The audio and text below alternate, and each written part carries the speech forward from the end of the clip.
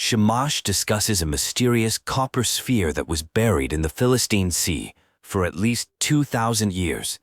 The sphere cannot be scanned by conventional methods, suggesting its material might not exist in their world. They mention guarding it until someone fulfills a prophecy regarding its activation. Someone named Cosmos left a souvenir, and there's concern about what Cosmos is planning. The characters Eri and Zero are mentioned as possibly searching for someone named Tasni. The scene shifts dramatically when Shamash is called out urgently. The space becomes unusually unstable during an activation, more turbulent than previous times. Eri appears unexpectedly, mentioning that something will obliterate the place completely. There's a reference to finding Tasni for help with discovering a command, followed by a poignant farewell. Someone has lost too much blood and is being treated. The injured person learns they've been misled by a future version of Ereshkigal, whose goal was to find divine words and activate something called the 10. They're trapped in a paradoxical spiral where their search for divine words to prevent Aten's explosion actually causes it. A character states their story is ending, while another's is just beginning. They encourage the other to keep going without looking back, promising they'll meet again. The scene shifts to discussion about Ereshkigal having divine words and looking for Aten. An explanation of moving through space-time reveals that one can walk from one time sector to another, though the probability is nearly zero unless one has endless lifespan and infinite attempts. They decide to capture Ereshkigal for interrogation to understand how she found Aten in the future. The realm hasn't started collapsing yet, suggesting Ereshkigal hasn't found Aten. They learn Nana and Shamash took Aten to the tower's top before a beacon activated. When Ereshkigal appears, Shamash questions how she arrived there, growing suspicious of her story about getting separated from Zero and Seer. Ereshkigal explains that the copper sphere is Aten, the god of the sun in Mythian mythology. Controlled by binary language, it destroyed Akhenaten and will soon obliterate the Library of Babel. Despite suspicions, Nana decides to accompany Ereshkigal to find the sphere, leaving Shamash behind to wait for others. After Nana leaves with Ereshkigal, it's revealed that Ereshkigal has betrayed them. The command to deactivate Aten actually activates it. It's a palindrome with dual functions. Shamash rushes to find Nana while the others navigate through a shifting environment with reversed gravity and platform puzzles. They discover traces of Nana and Ereshkigal. While pursuing them, Shamash reminisces about Ereshkigal's childhood in the tower, how she was unusually stoic when hurt, and how she changed after not being selected as the next director. Nana realizes Ereshkigal has been pretending and confronts her about withholding information. Nana reveals she suspected Ereshkigal all along. She explains that prophecies are destined. Once a future is given, it's irreversible. Nana questions why Ereshkigal betrayed them, and Ereshkigal cryptically asks if Nana trusts her or Cosmos. A fight ensues between them, with Ereshkigal claiming she taught Nana everything she. Ereshkigal mentions meeting two children, Tasni, also known as Ninsar and Enki. This revelation appears to shock Nana. The group splits up, with one person going to find Nana, while others pursue Ereshkigal, determined to stop whatever catastrophic plan she has set in motion. A tense confrontation unfolds between two powerful figures. One character, Zero, arrives late to a critical situation. The other figure has already found something called Aten, though they initially play coy about this discovery. The confrontation escalates as one character refuses to allow explanations, recognizing it as a stalling tactic. Despite acknowledging their opponent's teachings, they declare their intention to stop them and heal them afterward, leaving no room for negotiation. A battle ensues with impressive displays of power. One combatant deliberately avoids striking critical spots, infuriating their opponent.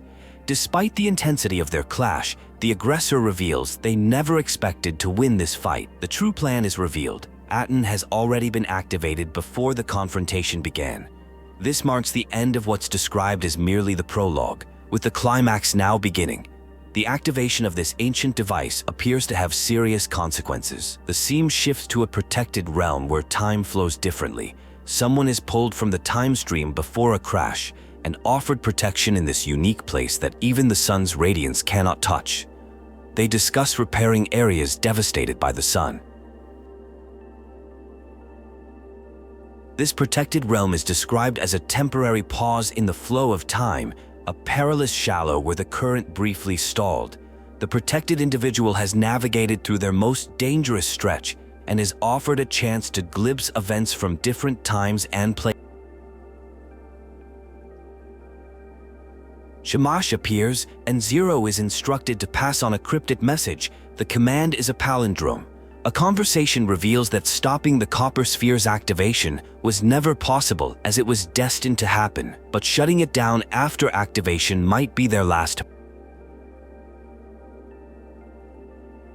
A plan emerges to use the brute force method to crack the code needed to deactivate Aten. This approach is compared to the Library of Babel's function of listing infinite possibilities from finite characters.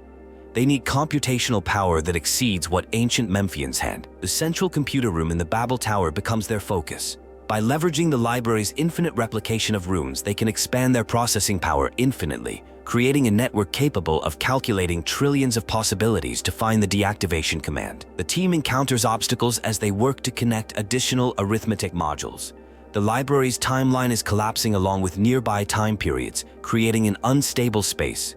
Despite this, they press on, needing to connect more modules to increase their computational. After successfully connecting all modules and restarting the central computer, they leave the rest to the brute force method. A series of battles ensues as they defend the computer while it completes its calculations, using various powerful skills against their opponents. The computer successfully generates all possible combinations, but verification becomes the challenge. With only 2 people, they cannot recite all commands before dying of old age. They need a way to quickly test these commands on Aten. Zero receives instructions about meeting an Outlander in the future, someone who once lived in sunlight but chose to descend into caves. Zero must guide and protect this person, giving meaning to Zero's previously blank life. This fated encounter is described as a romantic tale. A profound statement is made about destiny being reflected in a single moment, the moment of self-realization. This applies to both Zero and the Outlander, when they both realize their true identities, or reunion is promised. A confession reveals deception. Someone was instructed by Cosmos to protect whoever holds a certain pendant. Had the pendant holder rejected their request earlier, their memories would have been erased. This revelation causes tension and feelings of betrayal. The library is collapsing due to Aten's massive destruction. Since time and space are intertwined within the library, which created infinite rooms by organizing all possibilities simultaneously, the collapse of a library means time itself is collapsing with it. The collapse of time and space resembles a black hole in reality. Beyond the event horizon, measurements and laws cease to exist.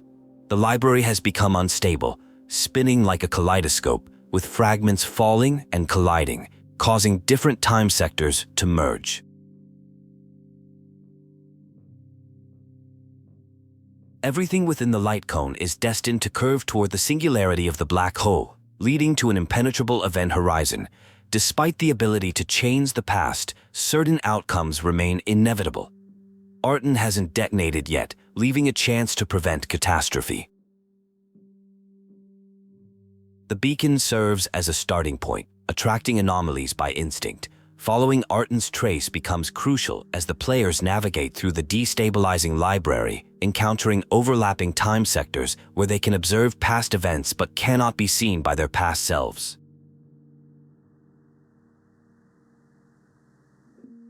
A revelation occurs. The messages they received earlier were sent by their present selves. They decide to follow the established sequence of events to prevent further destabilization of space, starting with specific bookshelves they remember from their first visit.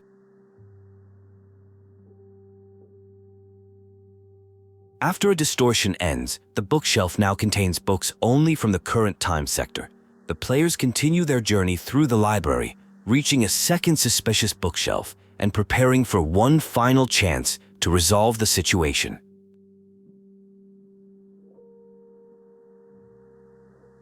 They spot Ascension in another time sector before the library's collapse. Being singularities allows them to observe other time sectors. Concerned that Ascension might not survive before their past selves arrive to help, they take action by smashing a pillar to hold back threats. A moment of clarity reveals that they themselves were responsible for breaking the doorway and stopping Sarvath in the past. They continue following Artan's traces through increasingly dangerous territory, pushing forward despite the risks.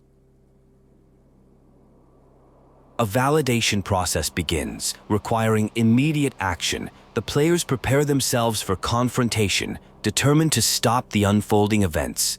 They employ various techniques with cryptic names like Complete Insight, Hunt the Heartstring, and Fluttering Wing. The scene shifts dramatically to discussions about agricultural production in Songlin City and reports regarding anomalies in the Grandu River. A conversation reveals confusion about the location of Cave's central database, suggesting the disturbance in collective memory. Questions arise about the Tower of Babel's collapse, with references to humanity's collective unconsciousness believing a different narrative. This suggests something significant has happened to Emion and the Library of Babel, altering historical perception. The setting changes to a religious context where Cardinals prepare for an election in Jasrio. Someone referred to as Your Grace decides to depart from Bellefontaine despite risks, stating it's time to fulfill an oath rather than allow someone named Sistine to ascend to power. A casual conversation discusses the aftermath of an explosion in the library. One speaker explains that such an event would only affect the original module of that time sector, blocking entrance but not causing widespread damage. New entrances can be created as long as the beacon remains. A confrontation occurs with filthy rats from Nemesis. Someone powerful arrives, having been called by Viola, and expresses surprise at the chaotic situation. They notice that only 2 individuals manage to escape and decide to take someone back to a place called TN. The narrative concludes with a sequence of combat techniques being deployed, a trivial skill, a Yonda plate, and a spark of inspiration. References to the heart appear twice, followed by a retreat order when the Lord of Weaponry marches to battle, with victory declared assured.